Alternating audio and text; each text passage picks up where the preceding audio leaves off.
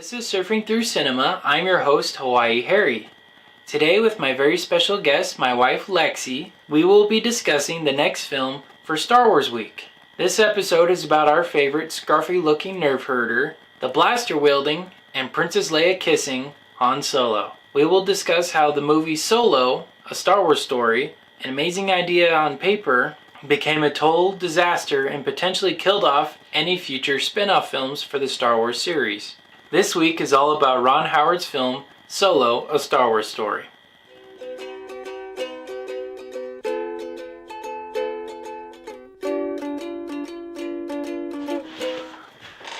Okay, so this is Lexi, everyone, and we're gonna discuss some technical details about Solo, a Star Wars story.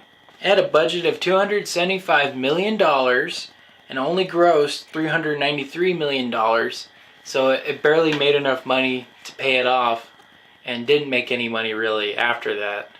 So that's pretty crazy, right? It's sad. It's really sad. It's very depressing because it had so much potential and they just did not deliver with it. Another technical fact, it had an Oscar nomination for Best Visual Effects and even a couple other awards like the Saturn Awards and Grammy Awards, but didn't win any of them either. So amazing visuals. Yes, it had really good, amazing visuals, but it totally bombed on every every aspect of the word. Another detail, the original directors of the film, Phil Lord and Christopher Miller, were fired over creative differences with the producer Kathleen Kennedy. And you can really tell because the film kind of suffers. You can't really tell, what story it's trying to tell. It kind of feels like many people's hands have messed with it and it just was a total disaster. Yeah. I didn't know that the producer was female. I can kind of see the influence in the robot, the droid. That kind of an influence. Oh, L3? Yeah, the authoritative female, that makes sense. And then it makes sense that it was run by more of like a producer, not by a creative director. Right. That makes a lot of sense. Yeah, and it definitely struggled. And it's strange because Kathleen Kennedy, she's been working with these guys since, I think, Raiders of the Lost Ark. Like, she's a renowned producer. Oh, wow. But I guess she just didn't get along with him. Oh, wow. That's terrible. Yeah. But I guess the bright side of Phil Lord and Chris Miller being fired was they were able to spend time to make Spider-Man to the Spider-Verse.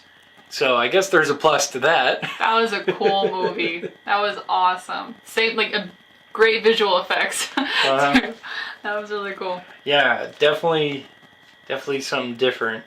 So I guess it depends how you want to look at it. Was it a good thing or a bad thing they were fired? Who knows? So now I'll get into the plot of it, and I kind of summed it up in 3 sentences. It's really difficult to describe this plot because so many things happen within it. Like I said while we were watching it, a lot of the sayings and a lot of the phrases Han Solo says throughout the original trilogy show up in this one adventure. So it's kind of overwhelming.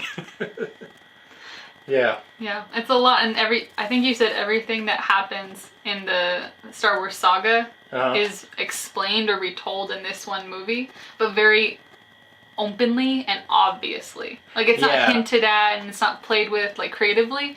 It's just blatant and out there, and it's kind of boring. I feel like it was a little bit boring in how they explained him. Yeah, it definitely felt like it was a checkbox. It didn't feel like they actually really cared about the audience. It really felt like they were trying to fulfill some goal or deadline that they had made with it. Alright, so the first part, so Han and Kira, they're trying to escape the planet Corellia, and she's captured by some Imperial soldiers, and he decides to enroll in the Imperial Academy to become a pilot so he could come back and save her. And right off the bat, it starts off on poor footing. Like, one example I could think of is, well, now I can't think of it. Was it the Darth Vader trailer? Oh, yes. Yeah, okay. Yes. Yes. So I was telling her while we were watching it, it was weird that the Imperial March, Darth Vader's theme song, was used for like an ad to join the Empire. So it totally broke like the fourth wall. Like, why the heck is the song that we know as an audience for a character being used in a movie? Really weird, right? Like, yeah. What did you think of that? I was making dinner, so I didn't see it. But oh, that's true. You told me about it, and that's really weird because only like I think like super fans or like fans that watch all the saga and know everything about it. Like I think they would notice that more than anyone else. That when you hear that music, it's for the audience. It's for you. It's like a key to know like where you're at, who you're watching. But it's weird for the characters to hear that. That doesn't belong there. It doesn't. Right. That's like if they're hearing the Star Wars theme song. Yeah. No, they're not watching the movie. We're watching the movie. Yeah. Yeah, no. Super weird boundaries broken with that. But this is just the first of many strange and weird turns that they make in it. 3 years later, he encounters some smugglers while he's on a Imperial raid of some random mud planet. And they reluctantly take him in because they kind of think he's kind of a show-off and a know-it-all. And on top of it, that's where he first meets Chewbacca. And were you able to see that part either? Nope. I think she came halfway through. Right? I was making dinner for a while. Okay. It was very good dinner, by the way. But, well, it was very, very strange because some guards threw Han Solo into a pit. And inside this pit, they said there's a monster who turns out to be Chewbacca. That's kind of funny. I wish it was a more lighthearted way to make the film, because a lot of the things that happen with even Han Solo's life in general throughout the series, throughout the saga, so funny. Yeah. It's just ridiculous. So I think that's kind of funny, the idea that it was a monster in a pit and they threw him in. But the stuff that happens afterwards is awkward. Yeah, it's so awkward. And in this instance in particular, after Chewbacca like throws him around in the mud and stuff, he starts speaking to him in Wookiee tongue. Like he starts making Chewbacca noises to talk to him. And it's like, now he knows how to speak Wookiee. Like it was totally out of nowhere. So weird. Like, it doesn't really help the problem of how Han Solo understands Chewbacca, even though Chewbacca doesn't speak English. To me, it makes it worse, because you're like, wait, do they both understand each other? Like, it doesn't make any sense. And the way he did it was like all gnarly and like gross sounding. Aww. Like all, it sounded like a frog or something. It was disgusting. Aww. A lot of unanswered questions. And then the questions that you do have, that you don't even know that you have, are like obviously answered. It's a weird dynamic. Yeah. That like there's some questions that are unanswered that they place in front of you. And then the questions they had throughout the Star Wars saga are like openly answered with like no curiosity. No room for curiosity. Yeah. It's just really weird how they put it all together. Tell them about the showers. Oh my gosh. Oh my gosh. Yes. So, because they're both covered in mud and they get taken aboard this ship with these other smugglers, it cuts to Han Solo in the shower, washing off his body, getting all this mud off. And all of a sudden Chewbacca walks in and he's like right at his face. And Han is like, couldn't you wait till I was done? It was super weird. I was like, what fan fiction are they reading to write this? The thing is, how you've been describing the script so far, in my mind sounds so funny. It sounds like a comedy. Yeah. Like the things that, like the line of events and the scripting that's being told sounds, I like laugh. But yeah. When I remember when I was watching the movie, it was so serious. Yeah. It was so serious. And so it's like teeter-tottering over the line of comedy and a serious film, and it's just in between, and it's a little awkward of like, which is it? Yeah. Yeah, you definitely wonder, like, was this something that Miller and Lord had done? Oh my Or like, did they change it? I don't know. Wow. It's really awkward. I could see the script being the same way in some scenes beforehand, and they just kept the script, but tried to convert it to like a more serious action film. Wow. Yeah. But definitely not like the Snyder cut that we're going to get, right? Of Justice League. Explain. I don't know what that is. For everyone who doesn't know what that is, this is like the Justice League movie where a different director had to come in to kind of pick up the slack. In that case, though, Zack Snyder, the director of it, he had a family emergency and he couldn't fulfill his commitment. So then Joss Whedon, the guy who made all the Avengers movies, he came in and finished up the movie. And kind of the opposite of this movie. Like, it was really, really dark with Zack Snyder, but then Joss Whedon made it lighthearted, but it did not match. Because, like, some of the scenes, the characters were super serious, then in others, they were trying to be funny, and it didn't work. It didn't work either. Is there an example of one director leaving, another director coming in halfway through that actually worked? Is there an example of that? The only one I could think of kind of happened in that way. Superman 2. The original one was directed by Richard Donner, but halfway through he got kicked off. Then another guy came in and finished it, and the movie was okay. But then 30 years later, in 2006, I guess 20 some odd years later, Richard Donner, he remade it into his vision, and it was a lot better of a movie. But it's one person's vision. Yeah. He like remade it with himself, and he was the only director for that remake. Well, like they had a lot of people who worked on it, so. Yeah, but he was like the main director. Yeah. It wasn't like someone leaving. Oh, that's gotta be difficult. Yeah. That seems like a consistent, I think, like tell of whether it's going to be a successful movie or not, is if there was several directors at different points in time. Yeah. That's got to be hard. That's got to be difficult. Yeah. This movie right here kind of makes me skeptical of the Snyder Cut. Because, like, how much better could it be? Because the movie sucked. So. Oh my goodness. I don't know how much better it could get. Oh man. Yep. We nerds, man. We're pretty outspoken. What else? Oh. So to continue on with the plot, they have this job to pay back some crime lord. He's part of what's called the Crimson Dawn. So Solo is part of the Crimson Dawn? No. So the smugglers he's with. Oh, okay. They're trying to pay off a leader of the Crimson Dawn, but not the leader of the Crimson Dawn. And for any Clone Wars fans out there, the Crimson Dawn is a crime syndicate that Darth Maul put together. So it's kind of a nod to the Clone Wars and the prequel movies. That's cool. It's strange because there's a lot of facts in this movie that nerds would know, and like little details and names and places that nerds would know, but it feels like the movie was made by people that weren't invested in the series. Right. It was like there was facts that were included. Like they went on Wikipedia and looked up all these facts and included them in. Probably what happened, like checked honestly. off the boxes, but I feel like the characters were so not involved. Yeah. In the character personalities weren't in sync. Right. It felt very dry and kind of. Yeah. It honestly felt scripted. Like it felt like they didn't care to make the characters fleshed out. Ugh, that was hard. And it's the characters that matter a lot.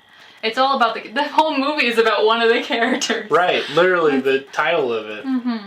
Yeah, visuals, details, amazing. But all the non-speaking parts were amazing. Yeah. But then once they got the script and the dialogue going, it was difficult to watch. It was really difficult. We really liked some of the droids and how kind of funny they were after they were being released at that prison. Yeah. Like the big one who was like walking on the control panels. Yeah, that was kind of funny. Oh my gosh, that was so funny. I love how ridiculous the droids can be. It's funny. Speaking of droids, no, we'll get into that later. In my opinions. That's good. But basically, they try to pay off this crime leader. he sends them on a mission to run the Kessel Run and to pick up some spice for him. I think. That's what I could figure out of it. And then when they meet up with him, a series of double crossing and backstabbing happens. It's kind of hard and confusing to follow. Were you able to follow along with it? It was really confusing. I was making dinner. I feel really bad. I listened to a lot of the movie. The TV is like on the other side of the wall of the kitchen. So I listened to a majority of the movie, and I kind of guessed. Like I heard a British accent of what sounded like a pretty girl. I was like, oh, is that the love interest? Yeah. And I was like, oh, okay. But I did not see that part. But I'll let you. It was on the sand planet thing at the end. Oh, like where they were the card game at the end. Tatooine? No, different planet. It was before then.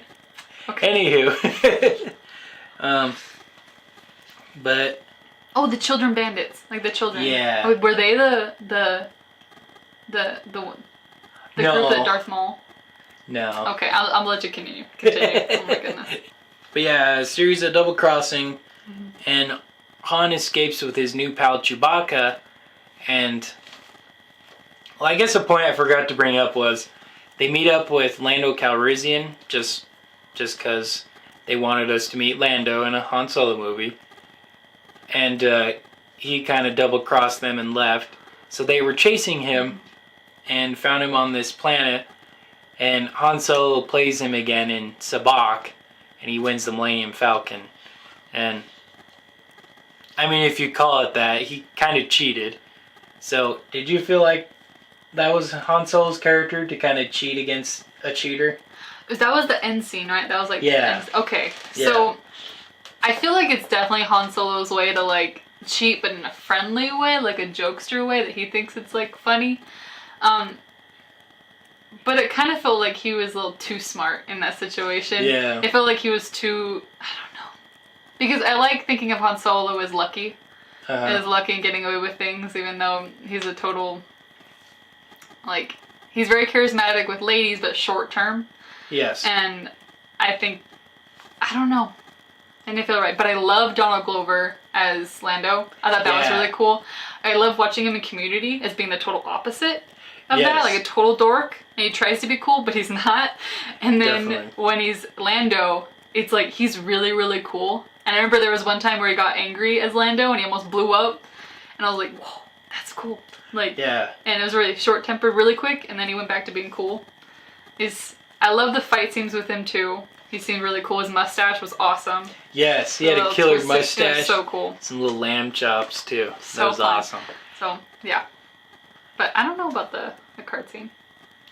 Yeah, it didn't really feel like his character. I kind of felt like throughout the whole movie that,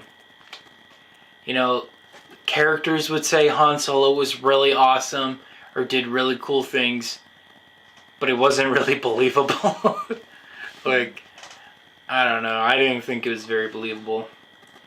But yeah, that's pretty much the plot of Solo.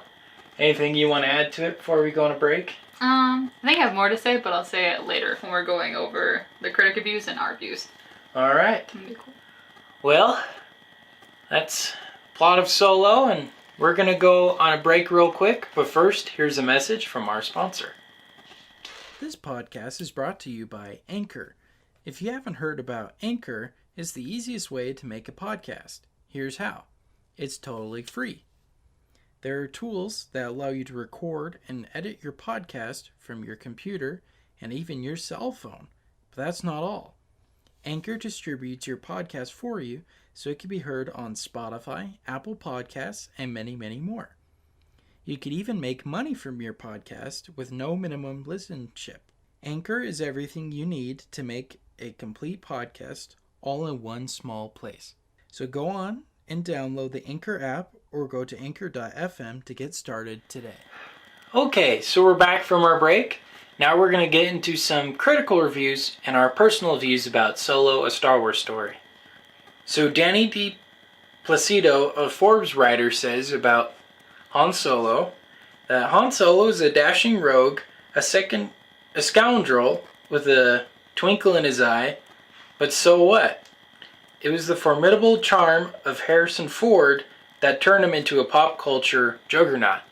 So basically she's saying that, I don't actually know what their gender is. So basically they're saying that it's because of Harrison Ford that Han Solo was such an amazing and charismatic character. So unfortunately many people didn't feel they got that with this guy, Alden Ehrenreich. He has a hard name to pronounce, sorry. But yeah, they didn't feel he had the same charisma. What did you think of that? Definitely had a different kind of personality, and I feel like it came through in his acting. I don't want to criticize him because I know there was several different directors. I can't even imagine what actors have to go through if there's 3 different people telling them how to do their job. I don't even want to imagine that. But I think he was more like emotional in his acting than Harrison Ford ever was. Yeah. Because I feel like Harrison Ford was more nonchalant. Definitely felt like a guy that was just picked up off the set and thrown in to be an actor. I thought that was really cool. Yes. It felt like that's who his character was. Like he was thrown into the story. He didn't even want to work with Luke and Leia. Yeah. He just was thrown into it. Yeah. I felt like that was really cool. So it felt like there was lots of high expectations for this actor to be part of this story and part involved in this story. And I think that kind of went into his acting is that he already felt deeply involved as an actor. And I feel like that came across in his acting. Even though the opposite would have been great, is that he felt like he didn't care. Like, yeah, it was his life, but we were just watching it. That would have been cool. But it felt like, I don't know. Yeah, it didn't align with the Harrison Ford Han Solo that we knew. Yeah, and I can definitely understand he was probably under a lot of pressure, you know. Like this lady was saying, he was a huge pop culture juggernaut. Like, that's some Harrison big Ford. Yeah, Harrison Ford and Han Solo. Those are some big shoes to fill. So it must have been a very daunting task to do it. Oh my gosh, yes. Yeah, I don't think I could do any better, honestly. Oh my goodness. But then again, I'm not a professional actor, so yeah, that's that. And well, that kind of. So then the next part I wanted to bring up. Let's see. Most critics really liked Donald Glover's portrayal of Lando Calrissian. They thought he was very charismatic and really fulfilled the needs of the character, and I agree with that. I think he was a very good choice. Yeah. What did you think of Donald Glover? I loved him as Lando Calrissian, and what came across my mind though is that like the Black Lives Matter movement is going on and all that stuff is going on, and I don't want to take politics into consideration with this movie at all. I don't want to do that at all. I want to look at it more of as a movie and not as a political statement or anything like that. So trying to push that out of my brain, like anything to do with that. Thinking of like Donald Glover as Lando Calrissian, I love it. I absolutely love it. I thought it was really, really cool. Again, I could see a little bit of awkwardness with the scripting. It makes sense. 3 different directors. It's going to be awkward and the words aren't going to transition really well into the entire vision because there's 3 different visions. Yeah. But I feel like nonetheless, I think he took it in his stride. Like he went with it, the character. Luckily enough, his character wasn't like the main character. Right. And I think that was maybe a little less pressure, hopefully. And it was less like screen time. So I felt like he did a really good job. Especially with the pressure mounted generally for the movie. I think it was really cool. Yeah. Yeah, he was definitely really good. And like the point you brought up, it's interesting to see how he's famous for being a comedic actor in Community, but also a singer as Childish Gambino. Yeah. So he's really, really talented guy. Like he could probably do anything, honestly. Like he's really talented. Another part that's interesting is Harrison Ford actually really liked this movie. Yeah, isn't that crazy? What? Yeah. For some reason, I thought he hated it. No, and interestingly enough, he liked it so much that he didn't show up to the premiere because he didn't want to take the other guy's thunder. Wow, so he got to see it before the premiere, Uh-huh. loved it, and decided not to take the other guy's attention away. Yeah. Okay, what did he love about it? He really liked the portrayal of Han Solo. Maybe, did he like that it wasn't a joke? Did he like that it wasn't a comedy? I don't know. I didn't read too much into it. Ah, dang it. Oh my gosh. But it's interesting how all these Star Wars fans absolutely hate his portrayal, and yet the literal Han Solo himself praises it and thought it was amazing. So, Wow. Whoa, wow. That's crazy. yeah, it totally changes the perspective of it. Yeah, I want to know what he really likes about it. I want to know that. Mm-hmm. I'll look that up afterwards. Yeah. Yeah, the Wikipedia page I read didn't have too much info. That's But cool. interestingly enough, though, Billy D. Williams, he did not like the movie. And who was he? He played Lando Calrissian in the original Star Wars movies. Whoa, so we generally don't like the Han Solo portrayal, but actual Harrison Ford loves it. And we generally like the Lando Calrissian portrayal, but he doesn't like it. That's and crazy. It wasn't so much he didn't like his character, he just didn't like how the movie was so focused on really random plot lines. Like, he absolutely hated the relationship between Lando and L3, his droid companion. I can see that. He was like, if you're trying to tell this huge story, why are we focusing on this mundane, stupid storyline? That makes sense. That droid relationship was really weird. Very strange. Oh, that was really weird. Oh my gosh. Way too many questions it brought up with that. I don't know. You can cut this out if you want to. I'm not going to. Okay. Oh my gosh. So that one scene with the love interest, female, British Kira, and the droid, when they're talking about how like what their love interests are, her with Han Solo, him with Lando, and when the droid is talking about how she thinks that Lando loves him, and they think they're gonna loves her, and thinks they're gonna be together, and Kira asks like, how does that work? And the droid turns around and says, it works. Yeah. I was so weirded out. It was really, really weird. It gave me like really weird Rick and Morty like droid love type of vibes, and it was just too awkward. It was too serious of a moment. It was very uncomfortable. I'm already getting uncomfortable. And that makes me wonder if that was another one of the jokes that Miller and Lord had in it, and they just stuck it in there thinking it would still be funny, but the rest of the movie's not really a joke, so it felt really out of left field and out of place. Yeah, totally. I don't even want to think about that. No, like, we can change it. We can go to the next thing. That's disgusting. Yeah. But by and large, critics, they tore this movie apart. Oh man. It just did not sit well with a lot of people, and fans too. Like, do you know what Harrison Ford might have liked about the movie? What? Is the visual effects were amazing, and he's a progressive, right? Yeah, I'd say so. He's a progressive? Okay. So I think he may have liked some of the progressive ideals, possibly. But I don't know, because that's going to be on my mind. I'm going to be trying to figure out what he liked about the movie. Yeah. I'm going to be trying to figure that out. Maybe he really liked how it was so different from his portrayal that he doesn't feel bad if someone else does it badly. Oh my gosh! But did he not like his portrayal of Han Solo? No, he did. He did. Just because it's so different. Yeah. Okay. Yeah, he's probably like, yeah, that's not how I did it, so do what you want. Yeah, that might be it. That's cool. Okay. Sounds like him, right? That's basically all the critical points I wanted to bring up. So now we'll get into our personal views, and since you are our guest, will you go over your personal views first? Yeah, oh my gosh. Okay, the first one was, I have 3 points. The first point is that I love the composition. I'm a photographer, I love composition. So the things that I saw immediately were the different cutscenes, the different the lights and shadows and things like that, how they drew your attention in certain ways.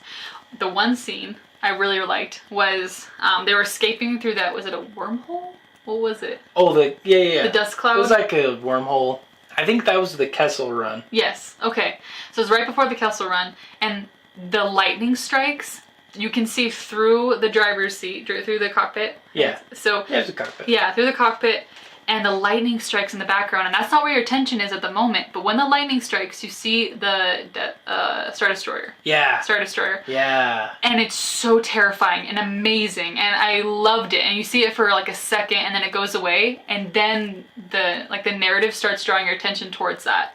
Yeah. I love that you can see things before they happen. So once the dialogue starts, it's sad, but I love the visual effects and that it draws you into the story. So good. Loved it. Visually spectacular. Yeah, I think it definitely deserved that visual effects Oscar nomination. It was really, really cool. Second point was that I was disappointed with the characters, the dialogue, and the obvious exposition. Don't want to focus on it too much because the critics go over it a lot, I think. Third point is that I had a lot of fun talking about it with Harrison. The different ideas we could have had with it, they could have had with it, the initial directors. Amazing. It was really, really cool. We noticed that the love interest was a stable, reliable, really, really nice lady, but I really, really wanted the lady to be Leia eventually. So we talked about the love interest could have been more like Guardians of the Galaxy, where it was several different women that we barely were invested in emotionally as an audience, and that maybe initially loved Han Solo, but then grew to hate him and then just be done with him. Versus Leia initially hated him and didn't want anything to do with him, and then grew to love him. I thought that would be a really cool opposite. Something that I thought would have been really cool is showing Han Solo younger and maybe without Wookiee or without the Millennium Falcon. Yeah. And then gradually growing to have friends and grow to be more lucky with the dice. That would have been really cool. Yes. And I think there could have been more long-term, like, moral of the stories and more themes that go along with like the comedy. That like a comedy could be surprisingly meaningful versus a serious movie being awkwardly funny. Yeah. So. Yeah, I think the humor in it kind of felt like The Office sometimes. But more uncomfortable. Yeah. Surprisingly. Surprisingly, it was more uncomfortable. Again, with the droids. Yeah. Anything else? No, I think that's it. I had a lot of fun discussing it. Yeah. You know, I just don't understand what they were trying to do with this movie. But, getting to my critical points of it. Right off the bat, when it started off, there was an opening crawl. It had blue text, like it normally says a long time ago in a galaxy far, far away, right? Mm-hmm. And rather than like Star Wars coming on after that, it just continued doing blue text over and over and over again, and it was like super long paragraphs and didn't give you enough time to read what was going on. And it was kind of like a bunch of exposition. That happened a lot throughout the movie. Yeah. Mm-hmm. There was a lot of details to understand, and it didn't we wanted to know Han Solo as a character. Yeah. Like the community already kind of knew all these details. And even if you weren't part of the community, you want to know more about Solo. You didn't really want to learn about these specific adventures or a lot of details. So that makes sense. Yeah, it was pretty frustrating. And I thought that was a poor choice. My next point, Alden Eldritch. I'm butchering his name. I thought he was a very lame and poor casting choice. Because I definitely think he was trying too hard. But that's the thing about Han Solo. Like, he doesn't care. They should have picked someone like Clint Eastwood, but a younger version. I don't know. Is there anyone like that right now? I can't think of anyone. But poor guy. Definitely for sure. I feel like he was definitely emotionally invested in the character. And what's ironic is that that's the opposite of what he should be. Yeah. And that's really sad. He honestly felt like Hayden Christensen as Anakin Skywalker. Like, it really felt like that. And, well, we were kind of talking about the worry that might be his downfall. That, like Hayden Christensen, he'll only be known for being a terrible Han Solo. And hated by the critic community and hated by the fan community. It's a rough road. Yeah, serious. It's a tough time. I would not want to be in that situation, for sure. The last part I wanted to bring up is Kira. I thought was a totally pointless character. Like, she was not necessary for the plot, really. I think it would have been nice if Han Solo's motives were just, like, for personal gain, not for love. Like, that doesn't seem like his nature when he was younger, you know? That seems like something he developed into later in the original trilogy. I would really, really like to see the Solo movie as something that made you appreciate the Star Wars characters even more rewatching them. Mm-hmm. So I think it'd be really cool because I don't know if... Like, again, I like to say that I would like to see the opposition in what there could have been. Yeah. So him as a really young, stupid Han Solo teenager. And then you grow to appreciate the love that him and Leia have and the respect you have for Leia compared to all the other girls. Yeah, all the other ones, yeah. I think that would have been really cool. Because if you have all good things, you don't value them as good things. So I think there could have been a really cool character development and character dynamic leading up to the original trilogy. Yeah. That kind of brings up another point I was thinking about. They end on him doing the job for Jabba the Hutt, and I kind of feel like that should have been the movie. Like, I would have been more interested in that adventure than this one. I didn't want a Han Solo origin story. You know, I kind of feel like Disney is doing well with the superhero movies, but didn't do so hot with Star Wars movies. So I think they were trying to do something they were familiar with that was successful for other ones, but I just think it was a poor choice. Another point. Oh, the robot L3. I could not stand her. You know... I think she was originally written as the comedic relief, and maybe if it was more of a comedic film, I would have enjoyed her more, but she just seemed annoying and kind of a nuisance, you know? Yeah. And she had a weird love interest with Lando. Like, that was so weird. I just couldn't wrap my head around that. It was a little weird of a dynamic between the characters, and I wish there was more of a balance to let each of the characters shine more. Again, I think it's more in the total vision of things, because there's 3 different visions, 3 different ways of carrying things out. Yeah. Of course, they're not gonna blend well. It was unfortunate. Very unfortunate mess. Oh man. Let's see. I will say one good thing about it. Can't be completely negative. The one good part I really liked about it was seeing Han and Chewbacca flying the Millennium Falcon at the end of it. I think that was a nice touch to it. But other than that, yeah, I really liked that. Well, that's kind of my thoughts and feelings about Solo. Anything else you want to add for our audience here today? If you haven't seen it, go watch it. At least once. You know, just put your time in. It's like doing your laundry, you know. Oh my goodness. You don't enjoy doing it, but you kind of have to. Oh my gosh. Oh my goodness gracious. If you're a completist like I am, you'll have to watch it at least once in your life. If you're married to a completist, you'll have to watch it at least once in your life. Yep. Sorry. I made her suffer through that.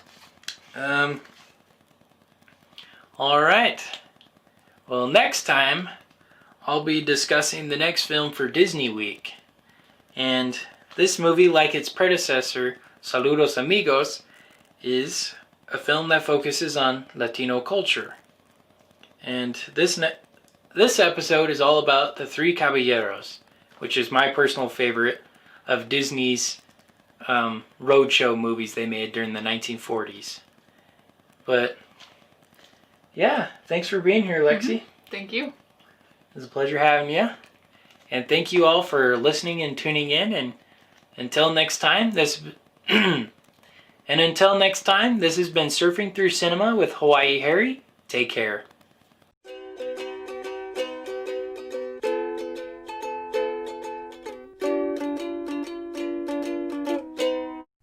Thank you for listening to Surfing Through Cinema. Make sure to check us out on Facebook at Surfing Through Cinema with Hawaii Harry and on Instagram with Surfing Through Cinema. We also have a website, www.anchor.fm/Surfing Through Cinema, where you can learn more details on upcoming episodes and on past episodes.